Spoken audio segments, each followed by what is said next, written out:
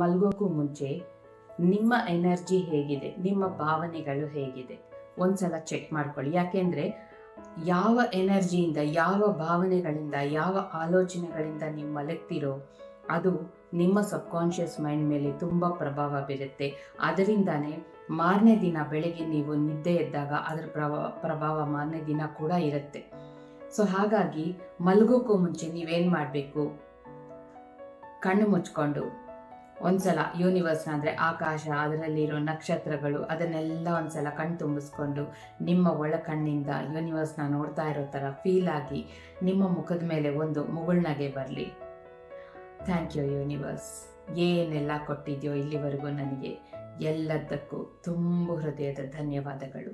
ಇವತ್ತು ಬೆಳಿಗ್ಗೆಯಿಂದ ಈ ಕ್ಷಣದವರೆಗೆ ನನ್ನಿಂದ ಯಾರಿಗೆಲ್ಲ ನೋವಾಯಿತೋ ಅವರಿಗೆ ನಾನು ಮನಸ್ಫೂರ್ತಿಯಾಗಿ ಕ್ಷಮೆಯನ್ನು ಕೇಳ್ತಾ ಇದ್ದೀನಿ.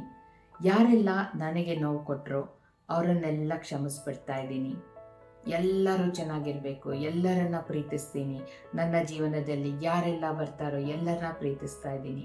ಎಲ್ಲರೂ ತುಂಬ ತುಂಬ ಆನಂದವಾಗಿರಬೇಕು, ಅವ್ರು ಬೇಡಿದ್ದೆಲ್ಲ ಅವ್ರಿಗೆ ಸಿಗಬೇಕು. ಸೊ ಆ ಥರ ನೋಡ್ಕೋ ಯೂನಿವರ್ಸ್ ಅಂತ ಹೇಳಿಕೊಂಡು ಗ್ರ್ಯಾಟಿಟ್ಯೂಡ್ಸ್ ಹೇಳ್ಕೊಳ್ಳಿ. Thank you universe. ಅದಾದಮೇಲೆ ಬೆಳಗ್ಗೆಯಿಂದ ಆ ಕ್ಷಣ ರಾತ್ರಿವರೆಗೂ ಏನೆಲ್ಲ ಒಳ್ಳೆಯದಾಯಿತೋ ಅದನ್ನು ಒಂದ್ಸಲ ನೆನೆಸ್ಕೊಂಡು ಆ ಮುಗುಳ್ನಗೆ ಹಾಗೆ ಇರಲಿ.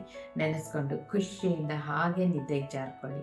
ಸುಮ್ಮನೆ ಮನಸ್ಸಲ್ಲಿ ಅವತ್ತಿನ ಏನೆಲ್ಲ ನೆಗೆಟಿವಿಟಿ ಒಳಗೆ ಕ್ಯಾರಿ ಮಾಡ್ಕೊಂಡಿದ್ದೀರೋ ಅದನ್ನು ಕ್ಲೆನ್ಸ್ ಮಾಡ್ಕೊಳ್ಳಿ. ಹೇಗೆ ಅಂದರೆ ಮಲ್ಕೊಂಡು ಕಣ್ಣು ಮುಚ್ಕೊಂಡು ಸುಮ್ಮನೆ I am sorry, please forgive me, thank you, I love you ಅಂತ ಮನಸ್ಸಲ್ಲೇ ಹೇಳ್ಕೊಳ್ತಾ ಹಾಗೇ ನಿದ್ರೆಗೆ ಜಾರ್ಕೊಳ್ಳಿ.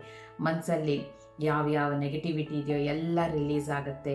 ನಿಮ್ಮ ಸಬ್ಕಾನ್ಷಿಯಸ್ ಮೈಂಡ್ ತುಂಬ ಚೆನ್ನಾಗಿ ಆ್ಯಕ್ಟಿವ್ ಆಗಿರುತ್ತೆ. ಒಳ್ಳೆ ಒಳ್ಳೆ ಕನಸುಗಳು ಬೀಳುತ್ತೆ. ಬೆಳಗ್ಗೆ ಎದ್ದಾಗ ಖುಷಿಯಾಗಿರ್ತೀರ. ಇಡೀ ದಿನ ತುಂಬ ಚೆನ್ನಾಗಿರುತ್ತೆ.